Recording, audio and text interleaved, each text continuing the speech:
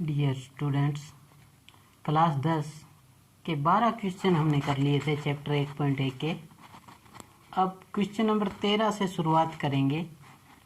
Question number 13 में क्या है कि भाग दीजिए। अब इसमें अलग अलग विधियों के द्वारा हमें भाग देना है। पहला 13 नंबर क्वेश्चन है कि निखिलम विधि से हमें भाग देना है। निखिलम विधि से हमें भाग देना है, तो इसके लिए सबसे पहले हम क्या करेंगे, निखिलम विधि जो है बहुत ही आसान विधि है। अब इसके अंदर हम सबसे पहले 3 खंड बनाएंगे।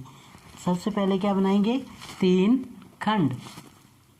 कैसे, इस तरीके से कि इसमें जैसे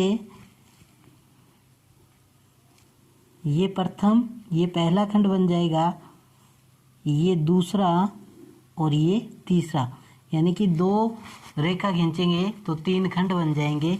अब इनको आप नाम भी दे सकते हो अगर आप लिखना चाहो। अब इसमें ये प्रथम खंड है। अब इसको द्वितीय भी बोल सकते हो या मध्य भी बोल सकते हो, द्वितीय, या इसको आप मध्य खंड भी बोल सकते हो, और ये तृतीय। अब इसके अंदर हमें क्या करना है, इसमें सबसे पहले देखिए किससे भाग दे रहे हैं। प्रथम खंड में जिससे भाग दे रहे हैं वो संख्या लिख देंगे पूरी, 889 इससे भाग दे रहे हैं। अब देखिए ये 889 जो संख्या है किस संख्या के करीब है, कौन सी संख्या के पास है, तो ये जो संख्या है वो किसके पास है, 1000 के नज़दीक है। तो इसके लिए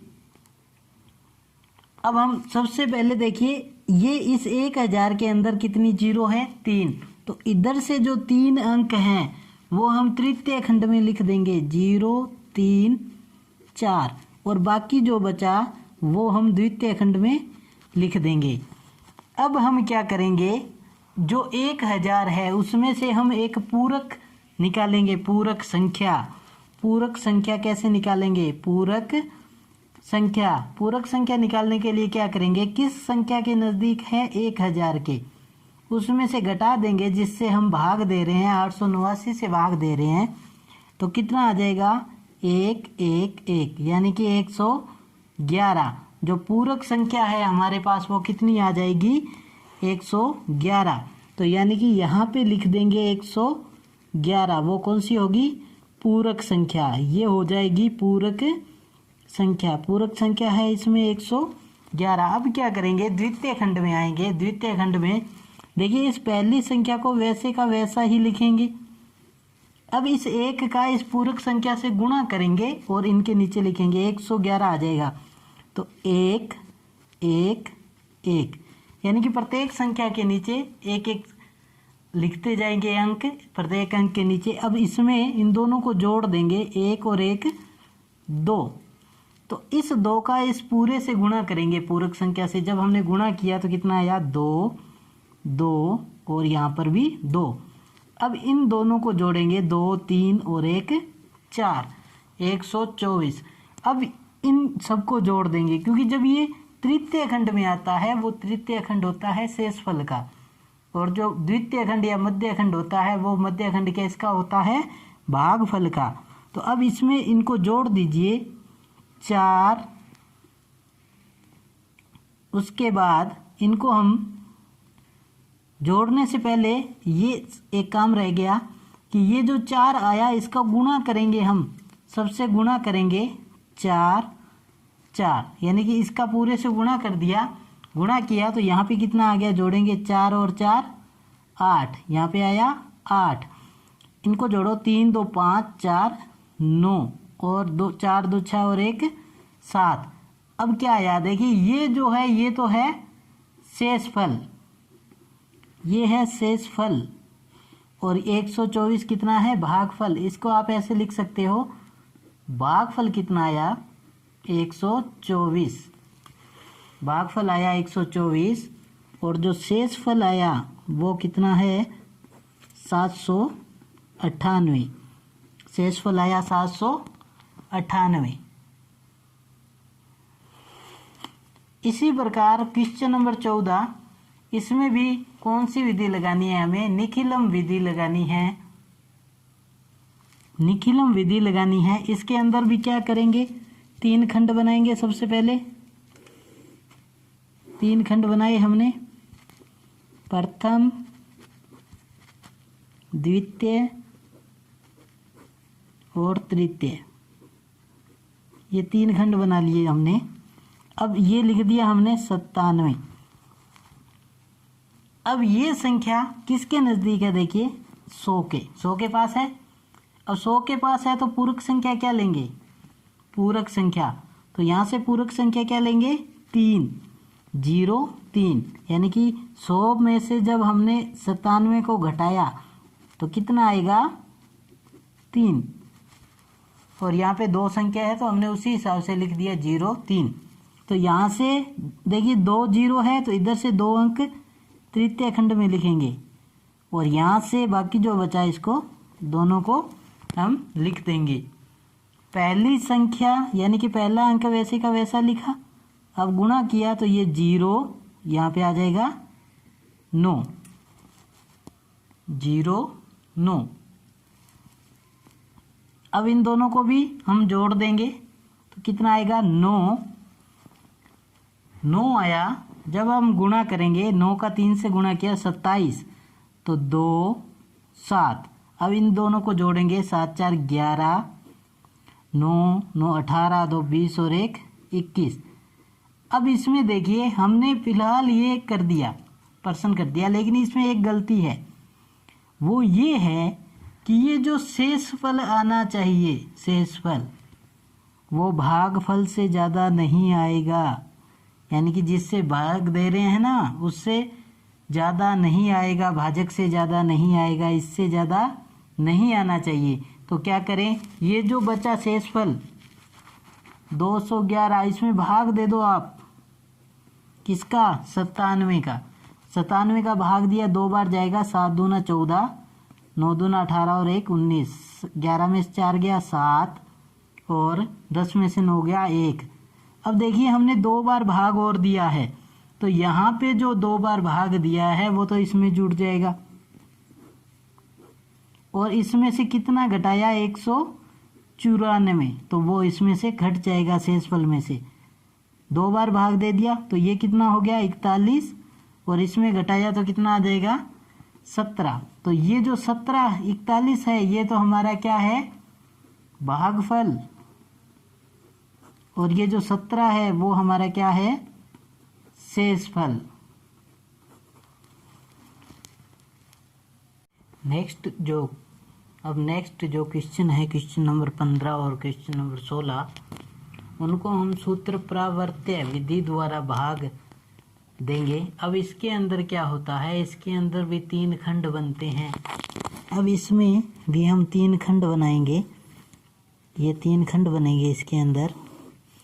अब इसके अंदर प्रथम खंड, अब ये इसको हमने पहले द्वितीय लिखा, ये मध्य खंड, और ये इसको हम तृतीय खंड या द्वितीय खंड भी आप लिख सकते हो। अब इसके अंदर भाजक यानी कि किससे हम भाग दे रहे हैं, वो भाजक है 97। अब इसमें हम ऐसे भी कर सकते हैं कि भाजक है 97, भाजक 97 है। अब इसमें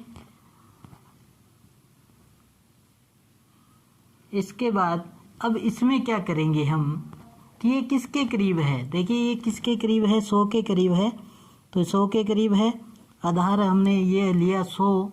तो अब इसमें देखिए 2 0 है तो इधर से हम 2 संख्याएं यहाँ पे लिख देंगे, 1 2, और इधर से 2 1। अब ये तो है भाजक। अब विचलन निकालेंगे, विचलन कैसे निकालेंगे कि देखिए इसको भाजक को 100 में से घटाएंगे तो यहाँ पे कितना आएगा, -0.3। कि 97 को जब 100 में से घटाया तो कितना आया, -0.3। अब ये आया तो अब इसमें एक परावर्तित अंक, इसमें एक लिखते हैं परावर्तित अंक, यानी कि अगर ये माइनस में है तो ये किस में हो जाएगा, प्लस में, और अगर यहाँ पर प्लस में है तो ये किस में हो जाएगा, माइनस में। अब इसमें हम क्या करेंगे कि देखिए सबसे पहले भाजक लिया 97, विचलन देखिए 100 के करीब है, आधार 100 ले लिया, तो 97 को जब 100 में से घटाया तो -03, प्रावर्तिक अंक मतलब चिन्ह बदल जाएगा, माइनस में है तो प्लस में हो जाएगा। अब क्या करेंगे, इसके अंदर सबसे पहले 2 है तो 2 को लिखेंगे। अब 2 का गुणा प्रावर्तित अंक से करेंगे, ना कि विचलन से। अब इसका गुणा प्रावर्तित अंक से करेंगे तो ये आ जाएगा 0 और यहाँ पे 6। अब इसको जब हमने जोड़ा, जब हम इसको जोड़ेंगे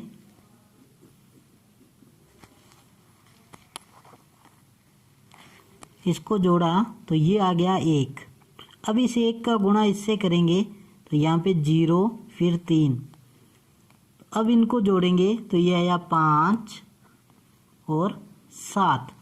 अब देखिए ये इससे छोटा है शेषफल, तो भागफल हमारे पास क्या प्राप्त हुआ, भागफल प्राप्त हुआ 21, और जो शेषफल हमें प्राप्त हुआ शेषफल वो है 75। इसी प्रकार क्वेश्चन नंबर 16 दिया है, इसको भी सूत्र प्रावर्त्य विधि द्वारा हल करना है। सबसे पहले क्या करेंगे, 3 खंड बनाएंगे, प्रथम, मध्य और तृतीय। अब इसमें भाजक का जो मान है वो है 131 और ये 100 के करीब है, यानी कि आधार हमने ले लिया 100। तो जब 131 को 100 में से घटाएंगे, जब 131 को हमने 100 में से घटाया तो विचलन कितना आया, 31। और जब परावर्तित अंक तो ये किस में हो जाएगा, माइनस में, क्योंकि पहले किस में है, प्लस में है, तो बाद में किस में हो जाएगा, माइनस में। अब 2 0 है तो इधर 2 अंक लिखेंगे तृतीय खंड में, और मध्य खंड में बाकी जो बच गया उन सबको लिख देंगे। अब इसको हम करेंगे आगे सोल्व। तो इसमें दिया है पहले 1 को 1 वैसे लिख लेंगे, अब गुणा करेंगे तो ये दोनों माइनस में आएंगे, माइनस में गुणा किया तो -3 और -1। अब इसको जब जोड़ा, अब देखिए 1 प्लस में 1 माइनस में है तो कितना आएगा, 0। इसमें क्या आ जाएगा, 0। अब 0 का दोनों से गुणा करेंगे तो इसमें 0 ही आएगा। अब इसको जब हमने जोड़ा तो 3 प्लस का है माइनस का 1, कितना आ जाएगा, 2। तो कितना आया, 102। अब इसका गुणा फिर इससे करेंगे, -6 और +2। जब हमने इसको जोड़ा तो 5, ये भी माइनस का है क्योंकि ये दोनों माइनस के हैं, तो ये 3 और इसमें आएगा 2, यानी कि भागफल हमारे पास कितना प्राप्त हुआ, भागफल आया हमारे पास 102। और जो शेषफल हमें प्राप्त हुआ है, शेषफल वो आया हमारे पास 23। निखिलम विधि और सूत्र प्रावर्त्य विधि ये लगभग समान ही है। इसमें निखिलम विधि में तो सीधा ही लिखना होता है, और प्रावर्त्य विधि में इसमें क्या है, विचलन लेकर प्रावर्तित अंक उस पर ध्यान रखना होता है। सूत्र ध्वजांक विधि द्वारा भाग दीजिए, क्वेश्चन नंबर 17 और क्वेश्चन नंबर 18। इसमें सूत्र ध्वजांक विधि द्वारा हमें भाग देना है। तो इसके अंदर हम 3 खंड बनाएंगे, इसी में भी ज़्यादातर सब में क्या है, 3 खंड ही बनेंगी। ऐसे 3 खंड बनाए। अब क्या करेंगे, अब जिससे हम भाग दे रहे हैं उसका जो इकाई अंक है वो तो होगा ध्वजांक, यानी कि इसमें 9 वो तो है ध्वजांक, और जो बचा बाकी 11 वो क्या है, मुख्यांक। अब 11 को हम क्या है, एक गोले में बंद करेंगे, सर्किल में। इससे हमें याद रहेगा कि इससे हमें भाग देना है और इस ऊपर वाले से क्या करना है, गुणा।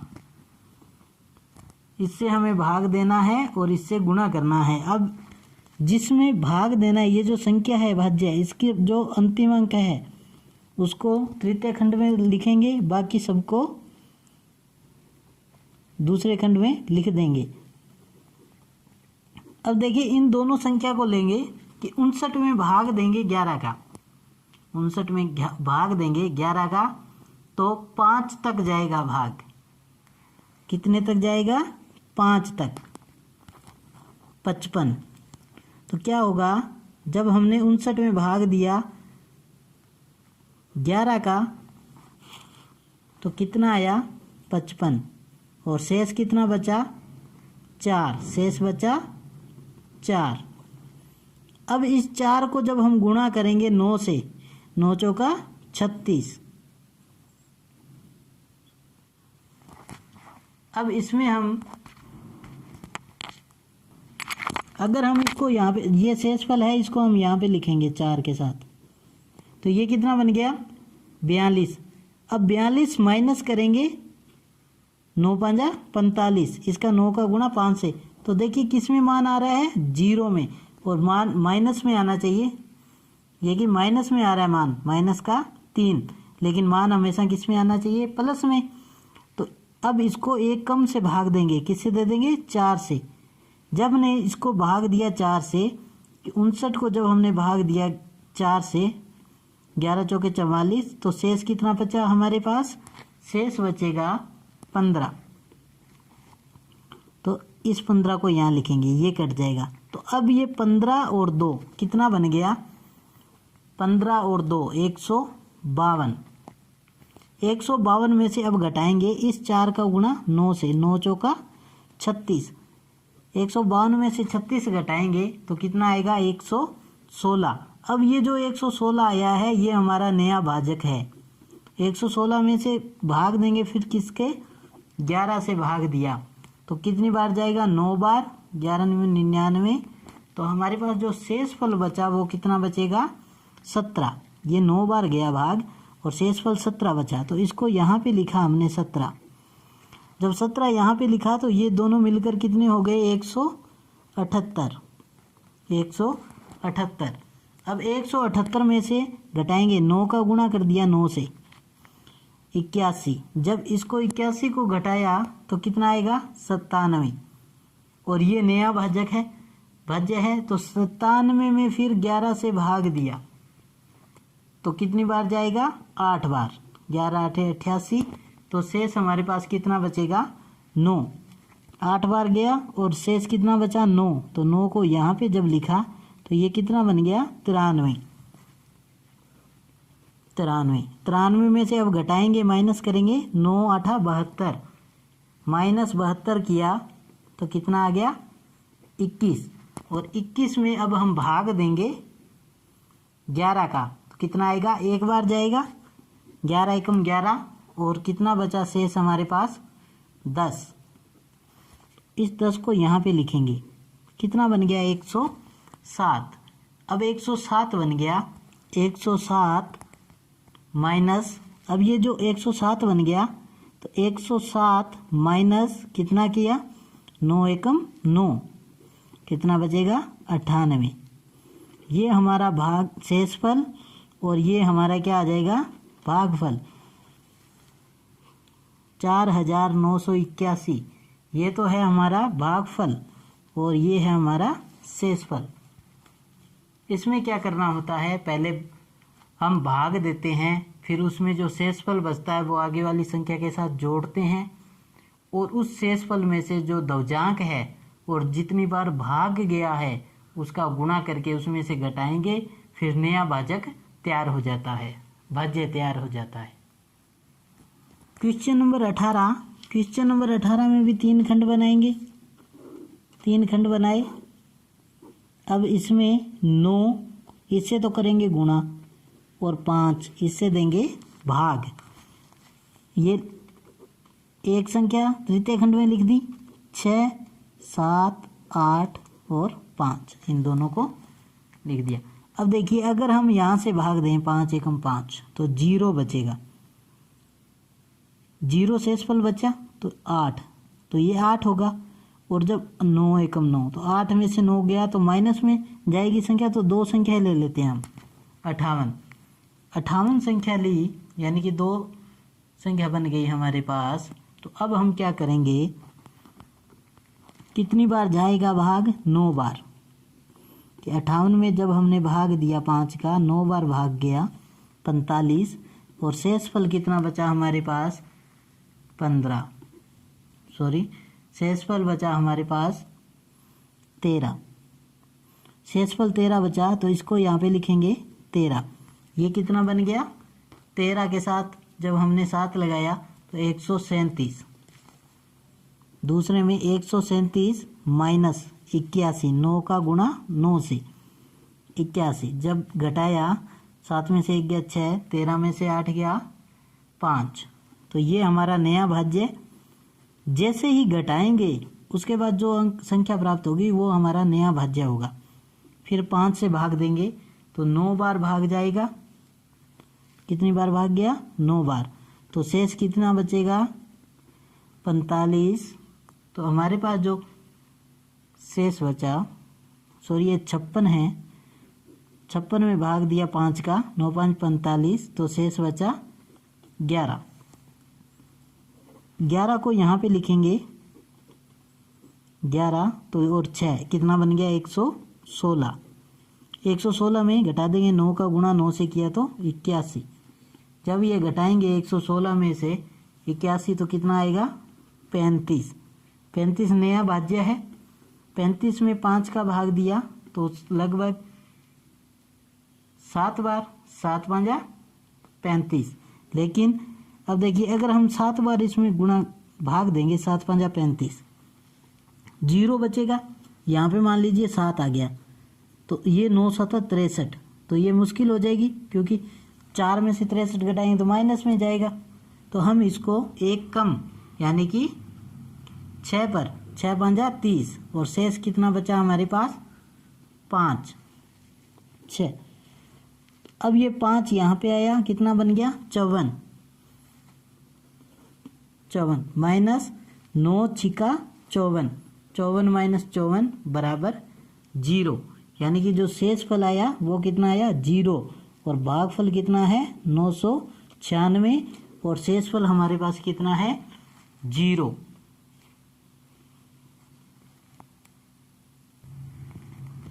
क्वेश्चन नंबर 19 और क्वेश्चन नंबर 20, इन दोनों क्वेश्चन में भी सूत्र दवजांक विधि द्वारा भाग देना है। तो सबसे पहले उसी प्रकार 3 खंड बनाएंगे। 3 खंड बनाए हमने।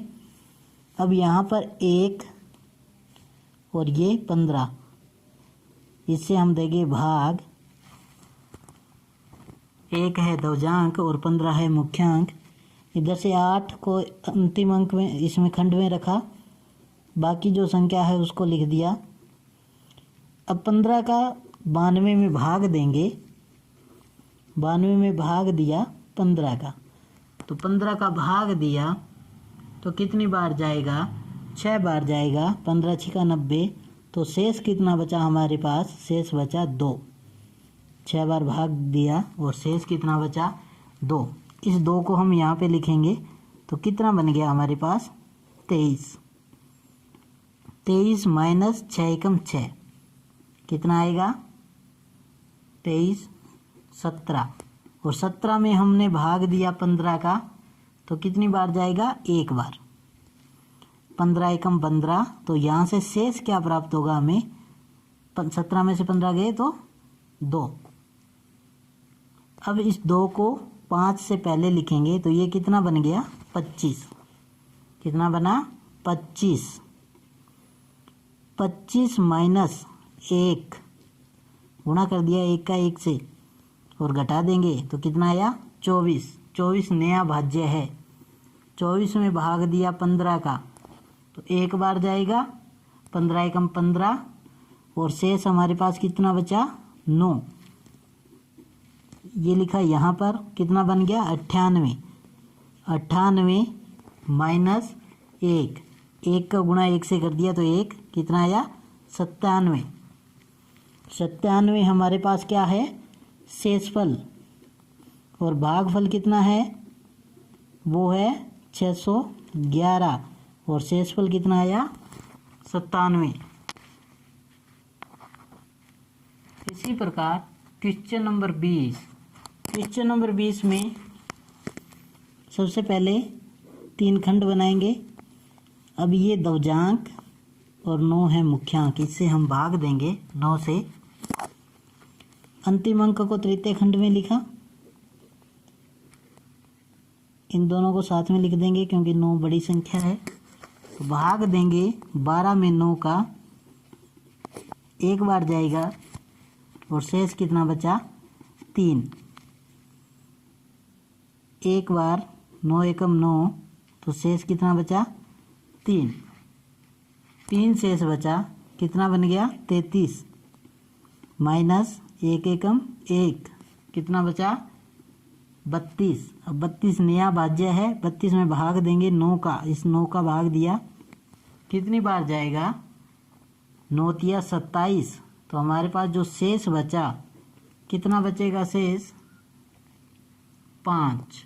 शेष हमारे पास कितना बचा 5।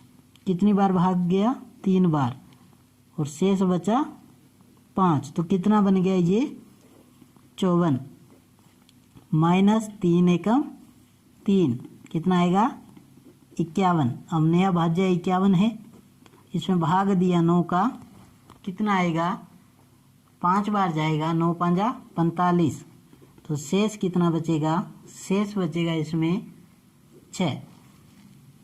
5 बार भाग गया और शेष कितना बचा 6। जब 6 शेष बचा तो कितना बन गया 65। 65 माइनस 5 का गुणा 1 से, 65 माइनस 5 बराबर 60। तो यहाँ पे कितना आएगा 60। 60 क्या है शेषफल, और भागफल कितना है 135। तो इस प्रकार हमारी प्रश्नमाला 1.1 1.1 कंप्लीट होती है। अगर आपको इसमें कुछ समझ नहीं आया तो आप हमें कमेंट करके बता सकते हो। कोई अच्छे सुझाव हो तो वो भी आप हमें कमेंट्स के द्वारा बता सकते हो। धन्यवाद।